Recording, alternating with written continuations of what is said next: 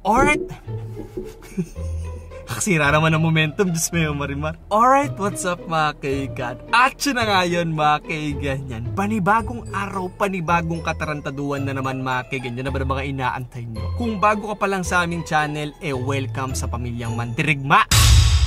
Yan, i-subscribe nyo na yan mga kaigan. Yun, road to 13 million na tayo, Diyos mo Marimar mga kaigan. So let's make it happen. Subscribe na, Diyos mo Marimar. So yan mga kaigan, nakaisip ako ng isang magandang katarantaduhan na gagawin natin for today. Alam kong hindi nyo alam mga kaigan, pero ipapaalam ko na sa inyo. Na-addict na ako ngayon mga kaigan sa marketplace. Sobrang sarap pala mga kaigan. Kasi alam nyo naman mga kaigan, yung mga resin ko noon na hashtag investment collection na binabanggit ko dati, nauubos ko na mga kaigan. Konti na lang yung natitirang resin sa akin. By the way mga kaigan, shoutout sa mga buy and sell community. I appreciate your hustle, your grind, ibang klase mga kaigan. Yun lang, saludo ko sa inyo mga taong nagbabuy and sell. Oh my god, bago natin simulan to. So naisip ko mga kaigan. So nakikita naman ni Babe na lagi akong nagsi-cellphone at nagbebenta mga kaigan ng mga investment collection ko ng mga resin, figurines. Mga di nakakalaman yung mga anime figures mga kaigan na collectibles na may mga number lang yan, mga bibilang lang yung supply niyan sa buong mundo. Why not ilagay ko sa marketplace yung bahay? Ibenta ko mga kaigan yung bahay. Pero di ko bibenta. Ipapaalam ko sa kanya na, babe, nilagay ko sa marketplace yung yung bahay. Binenta ko. So, lagyan natin ng reasonable price na pwedeng i-value talaga sa bahay na to mga kaigan. So, tinanong ko naman yung mga attorney kung ilang porsyento yung ipapatong kapag magbebenta ka ng bahay para magmukhang legit talaga mga kaigan. So, napag-usapan naman na ng mga attorney namin yan. And sabi ko kay Camille mami, babe, nakausap ko na yung mga attorney natin, tapos nilagay ko na sa marketplace yung bahay natin. So, benta na natin.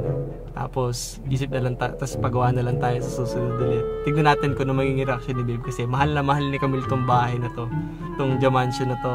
So, tignan natin kung anong mga salita ang maririnig natin kay Camille mamaya. Advance na babe, kung ano man sabihin mo sa akin, pinapatawad na kita agad.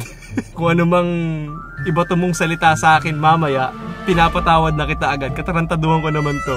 So, I'll face the consequences kung ano mang sabihin mo sa akin. Diyos mo Marimar. Medyo kinakabala ko, pero okay lang. So, gusto ko pa rin ituloy itong prank na to. So, i-upload ko na mga kaigan sa Facebook yung picture ng bahay, tapos lagyan natin ng magandang details, yung may mga sukat-sukat pa na square meters para legit talaga mga kaigan. So, without further ado, simulan natin tong mga kaigan, tong prank na to. Give this video a thumbs up sa mga Team Jason dyan. Sa mga Team Camille, alam ko gusto nyo ring i-like tong video na to kasi napakalupit itong prank na to. So, wish me luck mga kaigan, and flashback muna tayo. Papakita ko muna sa inyo yung clip na dumalaw sila Cholo Aubrey dito. Anong kaganapan ang pinag-uusapan dito? So ngayon mga kaigan yan, tamang tambay lang sila Cholo at Aubrey dito sa amin kasi meron silang tinapos na proyekto. Ayan, nakaka-proud mga kaigan kasi dumidil na sila ng mga ganun. Naalala mo boy, bata ka pa lang sinasabi ko sa inyo magiging vlogger kayo. Oo nga, napakakulit na. Di ba naalala mo yan boy? Tapos ngayon, nandyan na kayo. Di ba, ang bilis ng panahon? Putay na. Magdadrama na naman ako sa TikTok nito. Nakikita mo yung mga content ko sa TikTok. May mga nakupo. Tamang drama-drama lang na Gedli. Tapos nakaka-shock pag pinapanood kasi dati sinasabi lang namin tapos nangyayari nga. Oo. Pero ang tanong, kailan kaya ako content si Tito Emon ulit? Napakatagal na! Ano? Tagal na nga. Ilang buwan na. Cooking show sa TikTok. Yung pagpasok ko, yung pag-uwi ko, ano ko yun? Ano daw niya? Pagka andun na, wala na. Mamamasukan si Tito Emon mga kaigan sa ating Jamil's Milk Tea Shop. So makikita niyo siya doon mga kaigan pag pumunta kayo. And for today mga kaigan, kwento ko lang sa inyo. Yan. Binebenta ko na mga kaigan ng aking mga resins. Sabi ko naman sa inyo mga kaigan, hashtag investment collection na sinasabi ko noon pa man mga kaigan. Tapos inaawitan na nga ako ni Camille ngayon. Bumili ka Dave, bili ka ng TV!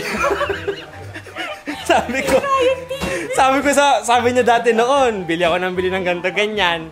Tapos sabi ko, pag ito nabenta ko, aawitan mo ako ng balato. Ayan, ito ngayon to mga kaigan. Bili kang TV, babe. Yung TV. Smart TV. Tapos babagsak lang, no? Nabagsak ng aso. Ingat ka po, ingat. Alright. Alam ko yung feeling ng pagka sinama ka ng tatay mo, tapos kahit inip na inip ka, hindi ka pa rin makauwi. Oo, kasi titingin-tingin lang yan, pero ayaw sumama yan. Nakakapag-type sila. Sabihin nun, mag-post yun sa social media niya, bored as fuck. Hashtag cancel dads. Hey!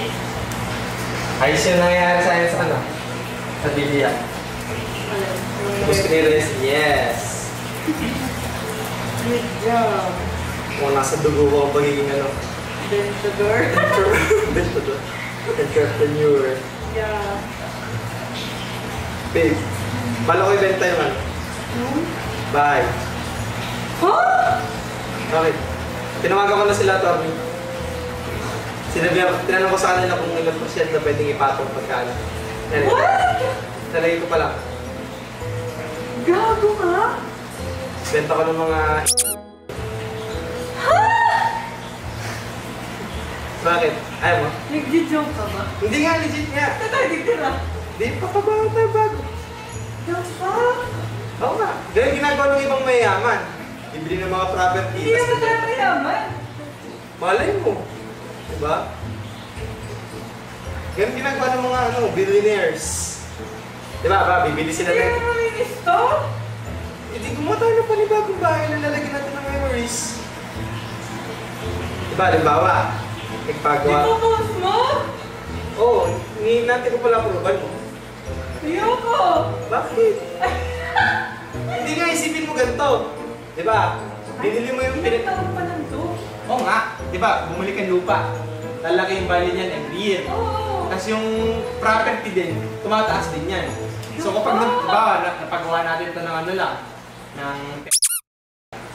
Tapos kapag binenta natin siya, Oo. ang laki ng tubo na ayaw mo? Kahit na. Bakit? Ayoko. Isipin mo, ang laki ng tinubo nun. Wow. Tapos pagawa tayo ng bahay na mas maganda pa dito, di ba? Pwede naman. Paano ka makaka-sure? Sure really. Ang tawag doon, real estate.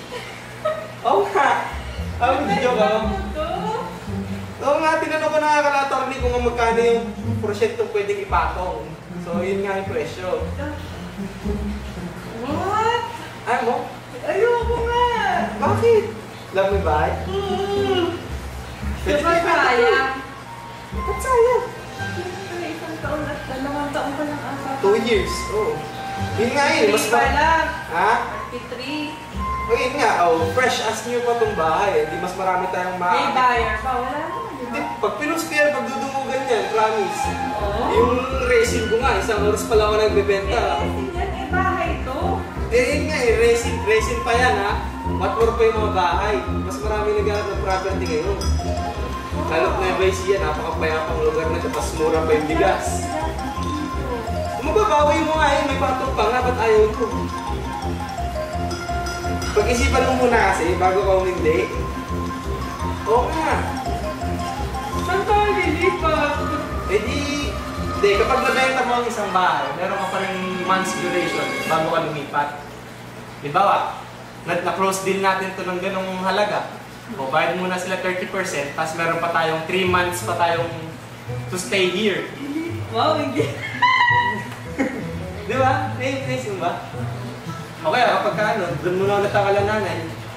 Stay muna tayo. Mims ko kaya itong grabe. Di ba? Tapos yun. Benta natin to. Pag natupuan natin, win-win to kasi. Ito yung gastos natin, puhunan natin. Ito yung halaga na mabibenta natin. Di ba?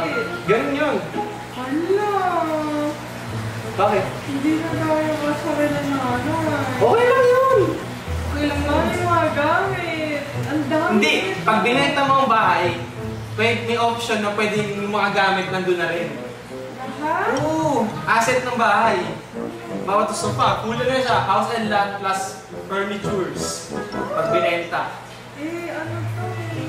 Ano na? Ang tawag doon? Sentimental. Oo. Wala na yung walang kwenta yung sentimental na yan kapag ka, yung value niya ay lumaki. Di ba? Na-double-triple mo. Eh di gumawa na tayo ng panibagong bahay tapos punuin natin ng panibagong sentimental value. Di ba? Grabe ka naman. Ayaw mo. Ayoko. Eh di gusto ko. Di naman syempre, ikaw lang ba may karapatan dito sa bahay na to? Ikaw lang ba may karapatang magbenta ng bahay? Kaya- Bilhin mo yung kalahati Gago pwede ba yun? Hindi pwede yun. Hindi nga. Kaya nga, Pwede. syempre, ginagalang ko yung pagiging 50% Kaya nga, mo. ayoko eh. Ginagalang ko yung pagiging 50% mo. Ayoko. Hindi kasi pag-isipan ko muna. Ayoko nga! Ang laki ng itutubos, ayaw mo. Kahit malaki pa yan, ayoko pa rin! Bakit nang yan? Ano? Hindi ka ba nag-iisip? Ikaw nag-iisip ka ba? Oo, kaya nga gusto mo ibenta eh. Tumawag na ako sa attorney. Ano ako? Bahala ka sa boy mo, benta mo yung kalahating sa'yo. Eh, ganun ba gago pala? Hahatiin mo to. Wala! Ayoko, babe. Wala nga. Hindi naman pera hinahabol ko ah. Ano? Itong lugar na to, tahimik, payapa. Basta alis tayo dito. Eh, di maghanap tayo ng panibagong mapayapang lugar.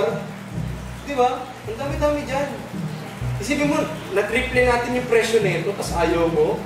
Ayoko. Ayaw mo talaga? Ayoko ko. Sa pamahal na ako dito. Nandito na lahat ng hilat ng katawan ko. Legit? Oo. Totoo ka talaga. Maisipan mo. Nagbibenta ka lang ng resin, bahay na ibibenta mo. Diba? Nag-iisip ka ba?